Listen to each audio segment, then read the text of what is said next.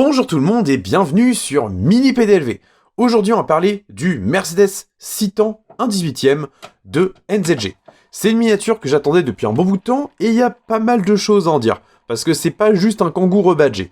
Dans cette vidéo, 3 parties. Première partie, découverte en musique du modèle. Deuxième partie, je vous parle un petit peu de l'histoire du Citan. En troisième partie, on décortique cette belle miniature NZG. Vous l'avez compris, on commence en musique, et c'est maintenant.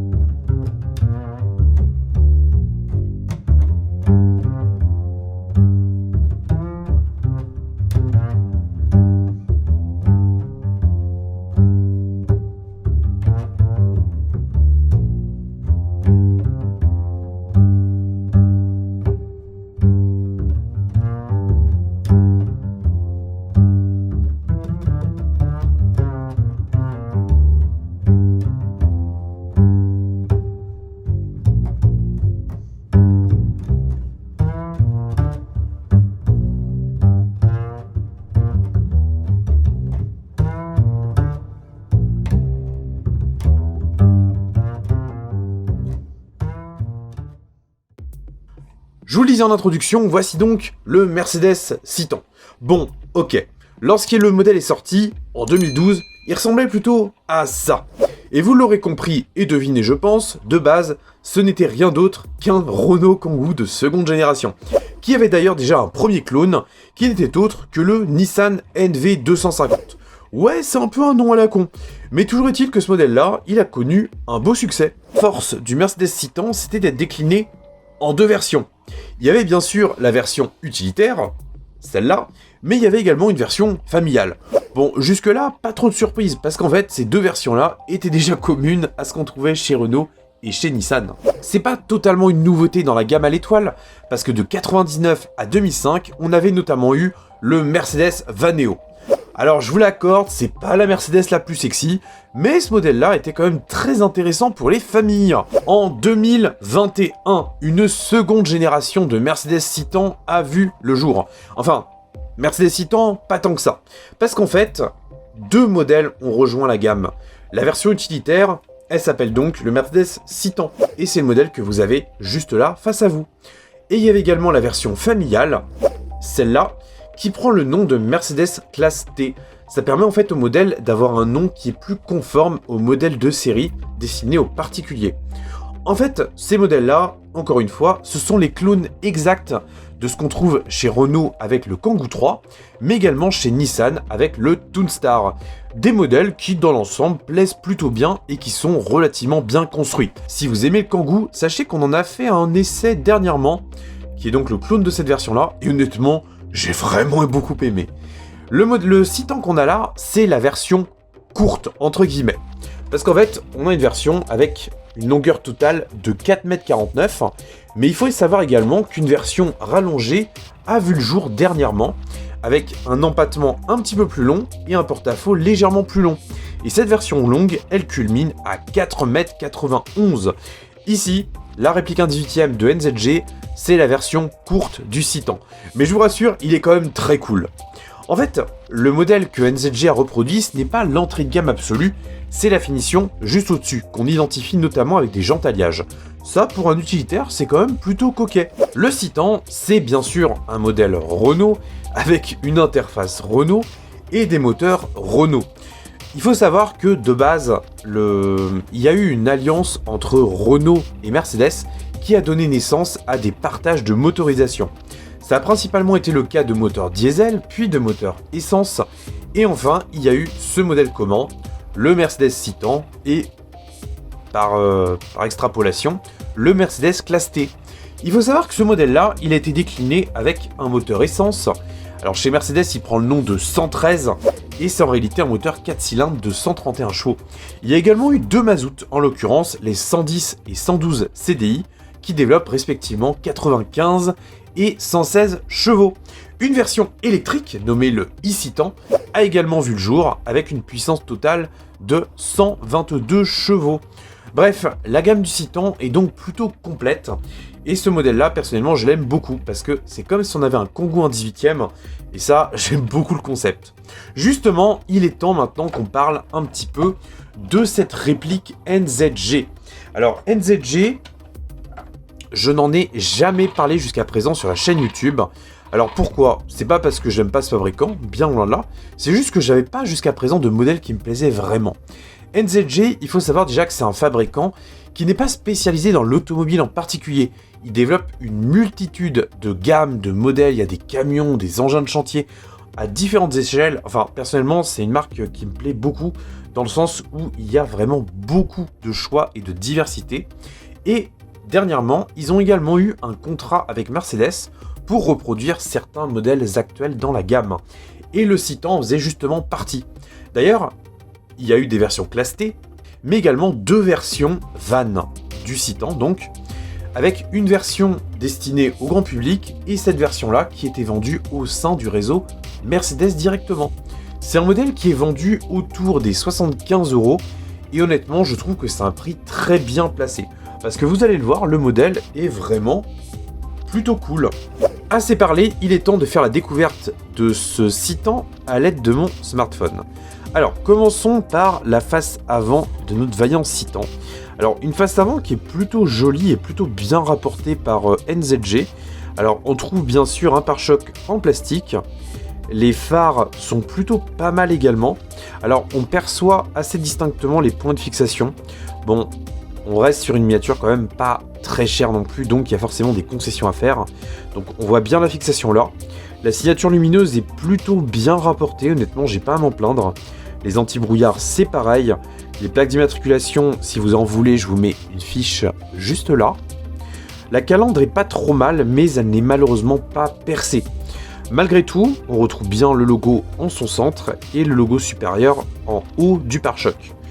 Dans l'ensemble, le rendu est quand même pas trop mal, les radars sont bien présents. Enfin, c'est un rendu qui est quand même plutôt chouette. On découvre au niveau du profil des jantes alliage, alors je crois que c'est du 16 pouces si je ne vous dis pas de bêtises.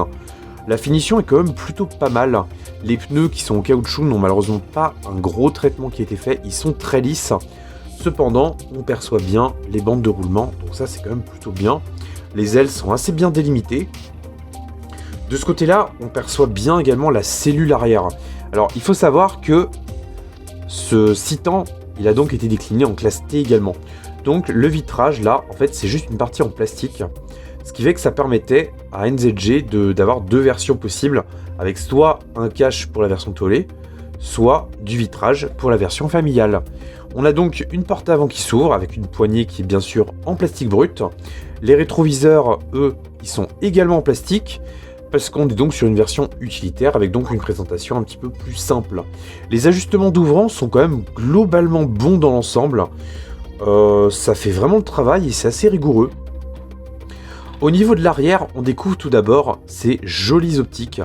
Alors là, j'ai pas à m'en plaindre, c'est vraiment du très bon travail. La signature lumineuse est bien rapportée, c'est vraiment assez cool à voir. Alors on distingue également, juste au-dessus et en dessous, des charnières de porte. Alors ça paraît assez grossier, mais c'est assez intelligent de la part de NZG les avoir mises comme ça. Parce que déjà, en vrai, ça se voit... Enfin, c'est plutôt correct en matière de rendu. Et surtout, ça permet d'avoir 2 ouvrants à l'arrière. Pas de logo Citan à l'arrière, mais on trouve des vitres avec un essuie-glace sur la porte de gauche qui est un petit peu plus grande. Malheureusement, les ajustements ne sont pas parfaits. En effet, la porte de droite descend un petit peu trop bas, tandis que la porte de gauche va un peu trop haut. Ça se perçoit encore un petit peu plus au niveau de la baguette. Malgré tout, si on fait abstraction de ça, qui ne concernera pas tous les Citans, ça reste quand même très correct dans l'ensemble. De ce côté-là, on a un petit peu plus de visuel avec la trappe à carburant, mais également la porte arrière coulissante. Malheureusement, elle ne s'ouvre pas. Ça, c'est un petit regret, mais bon, NZG a aussi ses contraintes budgétaires à tenir. Malgré tout, on a bien la délimitation de la porte qui apparaît. Le seul petit reproche que je ferais, c'est que cette délimitation-là est un petit peu trop timide, même par rapport au vitrage et aux portes avant.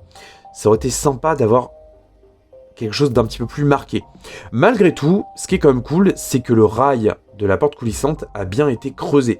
ce qui permet quand même d'apporter du réalisme à la miniature, donc ça c'est quand même plutôt chouette. On a également des essuie-glaces qui sont relativement fins, ça c'est une bonne surprise également, et je réitère le même compliment pour l'antenne de toit. Au niveau du dessous, on retrouve la mention du fabricant, en l'occurrence NZG modèle GmbH, on est sur l'échelle en 18e, et la référence du modèle c'est 1049/40. Ici, la dénomination du modèle, en l'occurrence Mercedes Citan. La ligne d'échappement est perceptible, alors elle n'est pas mise en couleur, enfin elle n'est pas peinte en gris, et elle n'est pas percée au niveau de la sortie du silencieux arrière. Bon, c'est pas trop dérangeant, parce que si on veut voir le dessous, on peut le voir, mais sur un utilitaire, je pense pas que ce soit ce qui prime. Et là, je remarque assez vite qu'on a des suspensions qui sont fonctionnelles, et ça, je trouve ça très cool dans le sens où c'est quelque chose qui se perd à l'échelle 18e, donc c'est bien de retrouver ça. Et là, si on prend un peu de recul, franchement, je trouve que le modèle est vraiment très chouette. Il y a du détail, il y a de la finition, c'est assez soigné. Enfin, vraiment, c'est une très bonne surprise. En fait, ce modèle-là, je le cherchais depuis un petit bout de temps déjà, et quand je l'ai commandé, c'est justement parce qu'il y avait une remise sur Modellissimo à 59,90€ seulement. Donc autant dire que j'ai pas hésité, j'en ai pris un. Mais avec le recul, j'aurais dû en prendre un second par rapport au projet que j'envisage. Bon, maintenant, il est temps de passer aux ouvrants. Alors sur ce modèle-là, on a 4 ouvrants et les 2 premiers sont localisés à l'arrière. On a donc ce grand bâton qui s'ouvre depuis les charnières extérieures qui ne sont donc pas factices. On distingue également la contreporte qui est une pièce en plastique qui est assez sympa, bien que simple. Et on peut ouvrir également cette seconde porte. Alors ce qui est sympa, c'est que les portes s'ouvrent à 180 degrés. Donc c'est plutôt bien en matière de réalisme. Au niveau de la cellule de chargement, on découvre un sol en plastique, c'est normal. Mais également le vitrage qui apparaît là. Et ce qu'il faut tenir compte, c'est que ce modèle-là, il a une base qui est faite pour être déclinée en 2 versions. En version civile, mais également en version tout simplement utilitaire, comme ici. Donc, ça reste quand même très bon dans l'ensemble. On perçoit même la particularité là avec le système de la porte coulissante, qui n'est pas répliqué ici. Donc, il y a quand même eu du travail qui a été fait. Bon, pour le reste, il n'y a rien d'exceptionnel à voir à ce niveau-là. Mais c'est quand même sympa d'avoir cette cellule arrière qui s'ouvre, même si, je le reconnais, ça aurait été excellent d'avoir la porte coulissante en plus. Maintenant, passons au niveau des portes avant. Alors, la contreporte, déjà, elle est quand même correcte. Donc pour rappel, on est quand même sur un modèle utilitaire, donc forcément la finition est un peu plus basique, mais ça reste quand même globalement bon. Au niveau de la planche de bord, là encore une fois, c'est plutôt correct. On perçoit les aérateurs ici. On a également l'écran tactile central au centre, le levier de vitesse. Pour le reste, c'est assez granuleux quand même. On n'est pas sur du plastique de haute qualité, mais ça reste quand même acceptable. La sellerie est correcte aussi. Bon, rien d'exceptionnel, mais ça fait le travail. Côté conducteur maintenant. Pareil, on utilise l'outil, ça évite d'esquinter la miniature. Même si là, les portes s'ouvrent quand même assez facilement. Bon, les sièges sont quand même plutôt bons. Le volant est assez basique. Les compteurs sont rapportés. Donc ça, c'est cool aussi. Pour le reste, rien de spécial. On reste quand même sur un habitacle assez simple. Mais honnêtement, je trouve que ça reste quand même plutôt bon. On a également le ciel de toit qui apparaît. Donc ça, c'est un bon point aussi. Et c'est à peu près tout. On n'a pas de feutrine ou de moquette sur le sol. Ça peut se rajouter assez facilement si vous le désirez. Donc c'est quand même assez bon dans l'ensemble. Petit reproche en revanche que je perçois que maintenant, c'est que si vous regardez là, on voit bien que le pare-choc qui a été peint donc n'a pas été peint au niveau des parties intérieures. Ça c'est dommage. Il faut, pour avoir plus de réalisme, le repeindre par soi-même. Bon, toujours est-il que ce modèle-là est quand même très cool. C'est vraiment un plaisir de l'avoir à l'échelle en 18e. Personnellement, j'en suis assez content. On va faire tourner un peu la miniature et je vais clôturer ce petit vidéogramme. Bon, que dire sur ce Mercedes Citan ? Déjà, c'était un achat coup de cœur. Et honnêtement, je ne regrette absolument pas de l'avoir dans ma collection. Donc c'est une miniature qu'on trouve généralement autour des 75 à 90 euros. Seulement, je préfère le préciser tout de suite, ce modèle-là va certainement coûter très cher dans les années à venir parce que les utilitaires au 1/18e sont très rares et le peu qu'il y a se vendent généralement très cher. C'est le même constat que j'ai pu faire pour le Mercedes Sprinter de nos rêves. Vous avez une fiche juste là si vous ne voyez pas le modèle que c'est. Et donc ce Mercedes Citan, je n'ai aucun doute qu'il suivra le même chemin. On peut également se poser une question toute bête, mais intéressante néanmoins, c'est est-ce que NZG va également faire le Renault Kangoo en 1/18e? Parce que vous me direz, concrètement, il n'y a pas grand chose à changer en fait. Eh ben, dans les faits, je ne pense pas, même si j'aimerais beaucoup, tout simplement parce que NZG c'est un fabricant allemand, et il travaille, de ce que j'ai pu observer, principalement avec les marques qui en font la demande. Et honnêtement, je ne pense pas que Renault commandera à NZG un Kangoo à l'échelle 1/18e. C'est un peu dommage, mais faut pas oublier aussi que le monde de la voiture miniature, c'est très cool, c'est une passion pour nous, mais pour beaucoup d'industriels, c'est avant tout un travail. Et donc, il ne faut pas prendre le risque forcément de faire un modèle si derrière il n'y a pas forcément de clients ou de retour. Voilà en tout cas ce que je pouvais vous dire sur ce petit Mercedes Citan, qui existe également donc en gris. Si vous voulez l'acheter, je vous mets un lien en description. N'hésitez vraiment pas à le commander rapidement, parce que je pense que dans très peu de temps, il n'y en aura plus du tout. Moi, je vous retrouve dimanche prochain pour une nouvelle revue de modèles que j'ai hâte également de vous présenter. Prenez soin de vous et de votre famille, conduisez pas comme des pirates, surtout en ville, et salut!